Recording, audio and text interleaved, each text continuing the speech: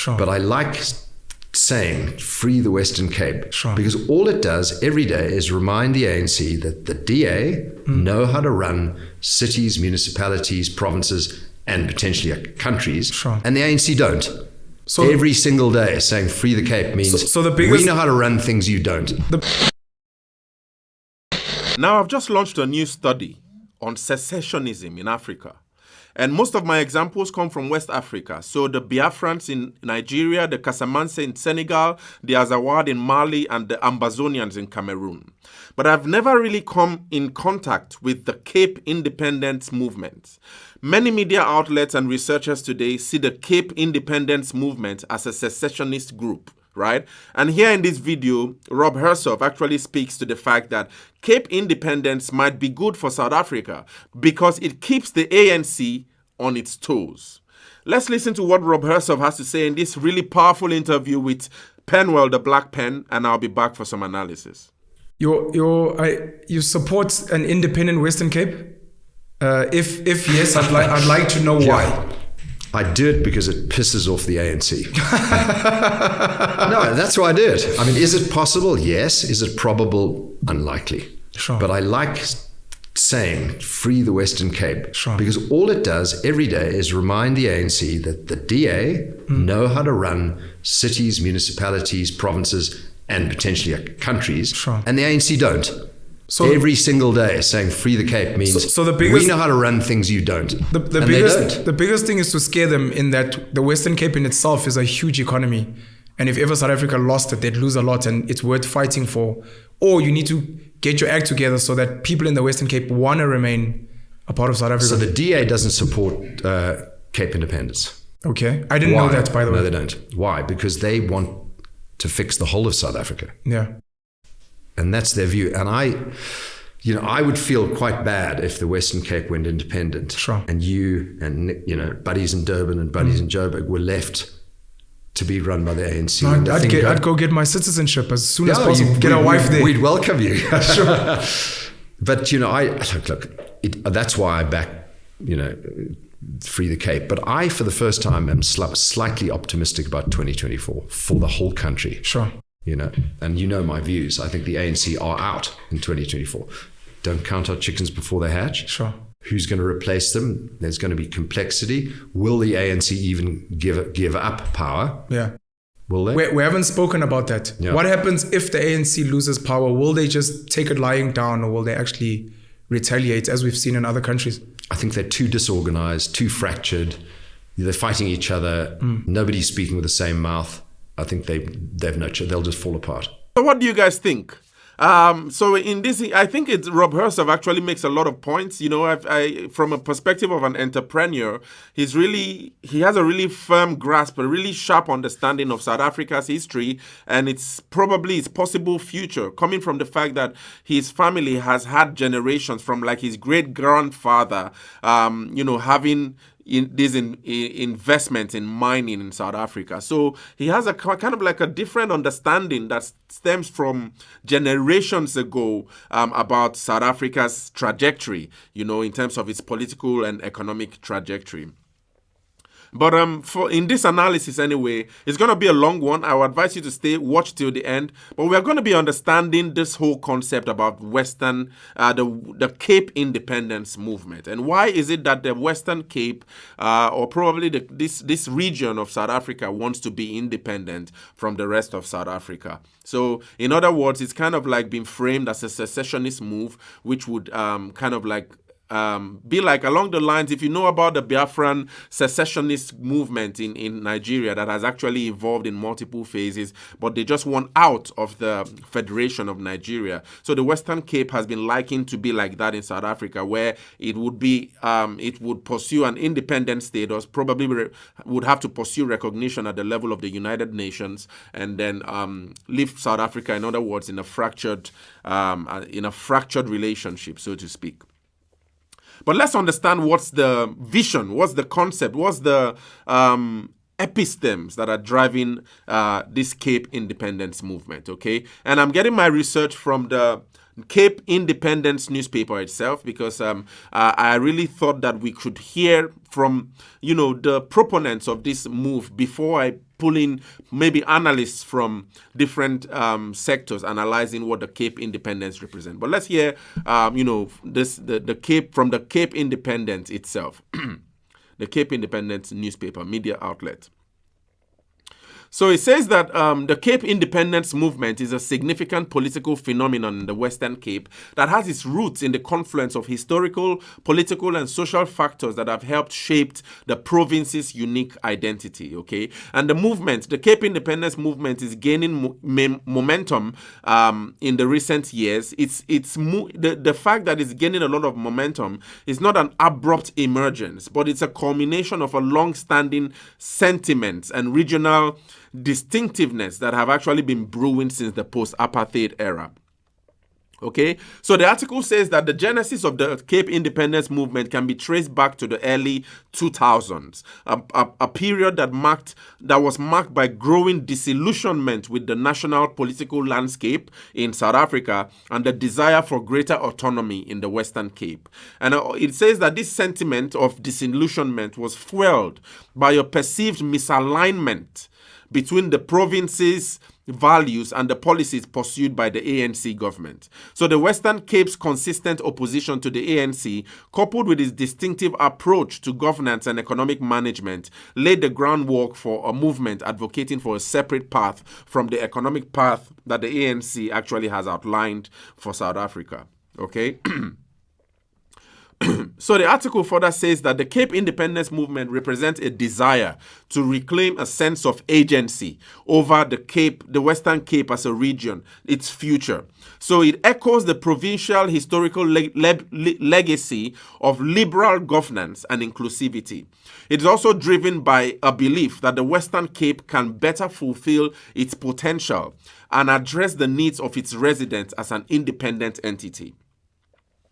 This belief is actually argued that it's rooted in a perception of consistent governance missteps at the national level by the ANC that has resulted in economic stagnation, rising unemployment, and the implementation of policies that many in the Western Cape view as counterproductive for South Africa. So it also says that the Western Cape Cape Independent movement gained significant traction following a series of government scandals and economic challenges that further strained the relationship between the Western Cape and the ANC government. And that these events kind of served as a catalyst, transforming a latent desire for greater autonomy into an active and organized campaign for independence. Now, it also says that the Cape Independence movement is more than a political campaign. It is a reflection of a region seeking to chart its own course, grounded in a history of distinct governance and a vision for the future that aligns with its unique character. So it also embodies the Western Cape's journey towards self-determination, driven by a desire to forge a future that honors its past and embraces the possibilities of a new autonomous path. So this is the overall vision of this whole secessionist, movement, the Cape Independence movement. Okay, so it says that it's now going to argue for the case of Cape Independence as decolonization. Right? So it says that the movement for Cape Independence is increasingly being framed not just as a political shift, but as an act of decolonization, a reclamation of autonomy over a region historically subjected to external control. So it argues here that probably it's trying to reclaim the Western Cape back from external control. And this external control now would actually mean external control from forces outside of South Africa. In other words, what it says here is that it views the push for independence as a corrective measure to the legacy of the 1910 unification under the Union of South Africa, which was orchestrated without a full consent of the involved states, particularly the Cape Colony. Okay, so the Cape Independence cites the source of its fight for independence back in the 1910 unification under the Union of South Africa. where it's unified, this whole involved states, including the Cape Colony, and it was done without the consent of the people, or the full consent of the people. Right? So now it argues that this notion of decolonization is rooted in the desire to reverse the effects of a century-old political arrangement that amalgamated the Western Cape with other regions under a centralized governance system. The Union of South Africa, unilaterally formed by the British Empire now, so this is where I believe the Cape Independence tries to fight from. So it's fighting against the external influence of the British, okay? So it says that the Union of South Africa, unilaterally formed by the British Empire, effectively diluted the distinct liberal and inclusive policies of the Cape Colony, especially in terms of voting rights and political representation. So the Cape Independence Movement, in other words, seeks to restore the region's historical values and governance style, which were compromised by this unification. Okay, so the concept of decolonization in the context of Cape independence is more about is about more than just political sovereignty, but it's also about cultural and social restoration. It's also an effort to revive the progressive ethos that once defined the Cape, setting it apart from the rest of the Union of South Africa. And this includes, according to this article, reinstating a governance model that aligns with the region's unique heritage, one that values inclusivity, non-racialism, and liberal democratic principles. So these are the issues, these are the mechanisms that are driving this push for independence, or this hunger for independence by the Western Cape.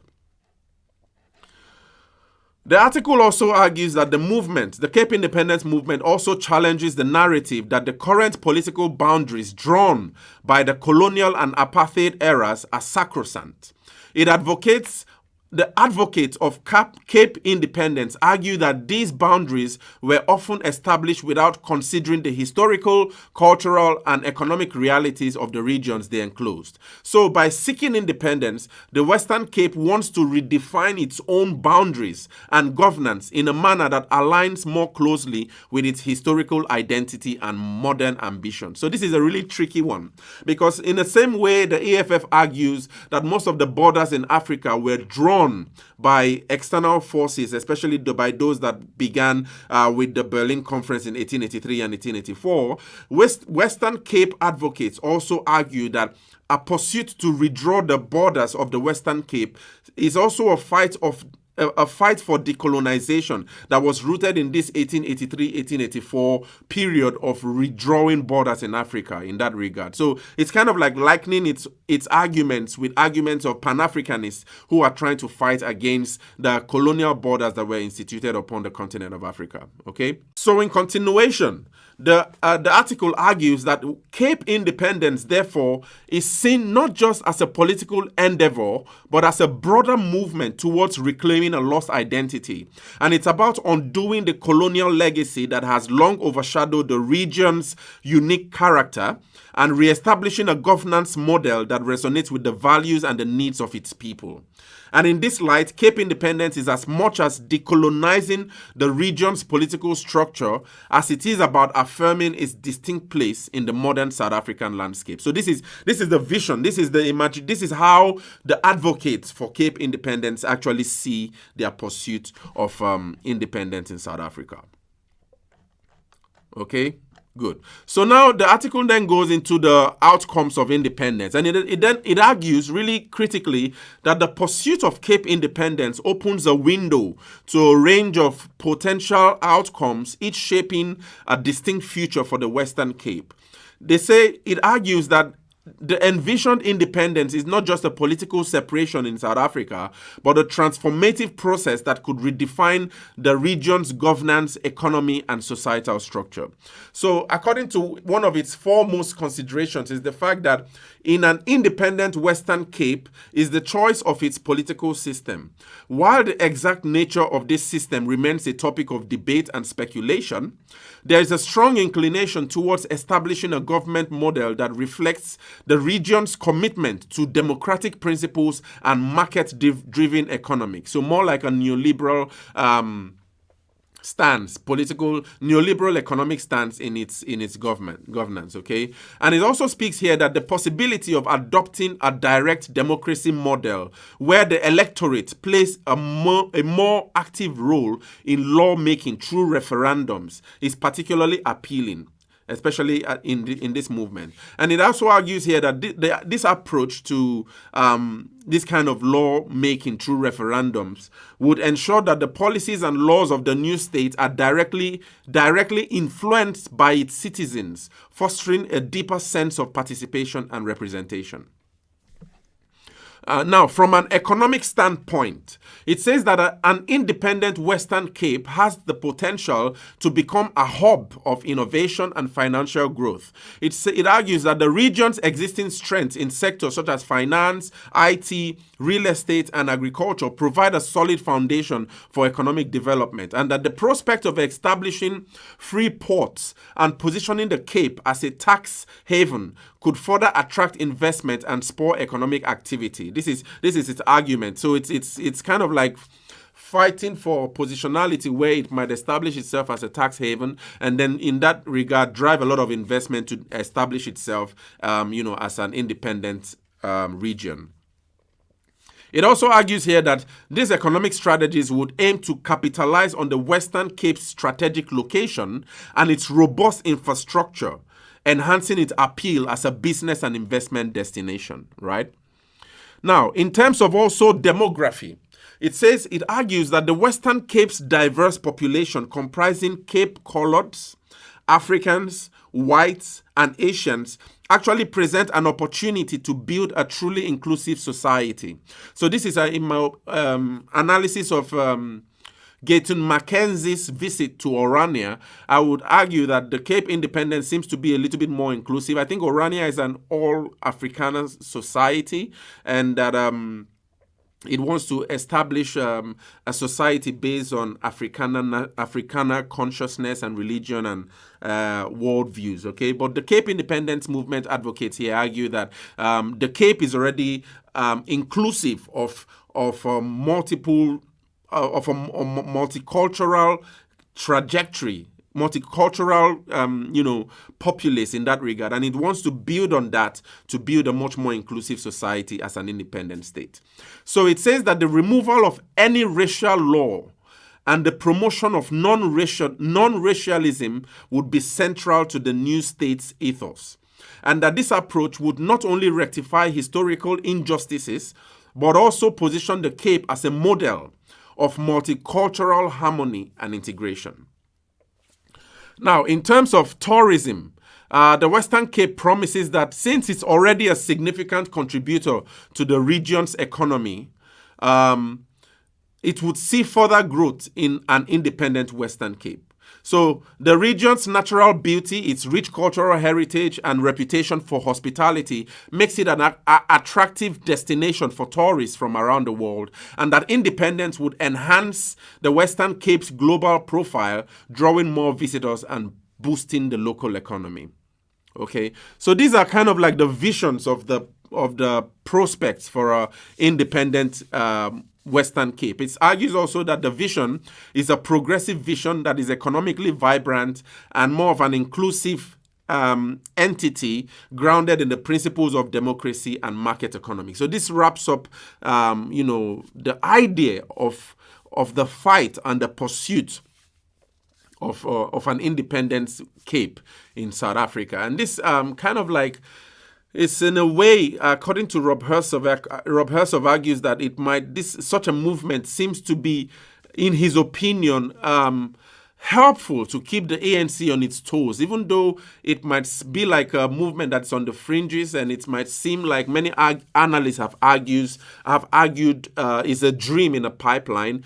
Rob Hersov argues in this video that it might be, in a way, an approach for the ANC to always remember the fact that there is a counter-narrative to its failures in governance, and that its continuous failures could actually lead to more effervescence of secessionism in South Africa that would eventually disrupt the Union of South Africa that was established and through which South Africa now functions as a democratic unitary state. But this has been a lot of information anyway, especially in terms of Cape independence and what Rob Hersov thinks that it might be a good thing for South Africa, especially from the perspective of the ANC. But what do you guys think about this? Share your thoughts in the comments.